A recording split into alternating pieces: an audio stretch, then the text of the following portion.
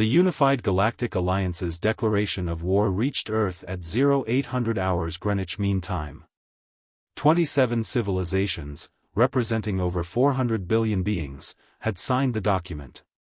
Their grievance, humanity's aggressive expansion and refusal to submit to proper galactic authority. In the war room beneath Geneva, Fleet Admiral Jackson read the declaration, then did something that made his alien liaison officer's antennae quiver with confusion. He smiled. "Sir?" Commander Vithrex asked nervously. Did you understand the message? This is a declaration of war against your entire species." Jackson's smile widened into something that made the Vithrex take an involuntary step backward. "Oh, I understood perfectly." He activated the intercom. "Get me the Joint Chiefs, the Security Council, and someone wake up General Park. Tell her it's finally happening." "Finally?" Vithrex's translator struggled with the tone. "You seem pleased." "Pleased? Commander, do you know how long humanity has been at peace?" 73 years. The longest in your recorded history. Exactly. Jackson pulled up holographic displays showing military installations across human space. Lights began activating, red, amber, green, systems coming online that had been dormant for decades. "Do you know what we've been doing for 73 years? Vithrex shook his head. "Preparing." Jackson zoomed in on Mars shipyards. Massive doors were opening, revealing construction bays that stretched for kilometers. "We've been building. Training. Innovating. Waiting." Waiting for what? For someone to give us a reason. Across Earth, the reaction was unanimous and utterly terrifying to any alien observer. There was no panic. No desperate diplomatic scrambling. No peace protests. Instead, recruitment centers saw lines forming before dawn.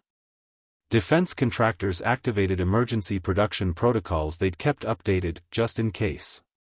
Military academies that had been operating at half capacity suddenly found themselves overflowing with volunteers.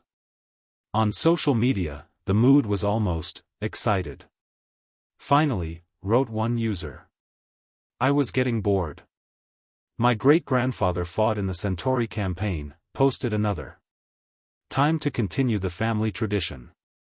General Park arrived at the war room within 20 minutes, still fastening her uniform. She read the declaration, and her expression mirrored Jackson's. 27 civilizations, she mused. "That's ambitious." "They think we're soft," Jackson replied. 73 years of peace. "They think we've forgotten how to fight." Park laughed, a sharp, dangerous sound. "We didn't forget. We just got better at it." She activated her command console. "Aria, initiate Protocol Mjolnir." The AI's voice was calm. "Protocol Mjolnir requires authorization from 3 flag officers and explicit declaration of total war." "Confirm?" "Confirmed," Park said. "Confirmed," Jackson added. Admiral Chen's hologram appeared, broadcasting from Luna Station. He was grinning too. "Oh, hell yes. Confirmed." Across human space, ancient systems awakened. Weapons that had been theoretical became operational. Ships that existed only in classified files began launch sequences. Soldiers who had trained their entire lives for a war that might never come suddenly found their purpose. The Unified Galactic Alliance had expected fear, negotiation, perhaps even surrender. What they got was humanity doing what humanity did best. 48 hours after the declaration, the first human fleet arrived at the border. Not a defensive fleet. An invasion fleet.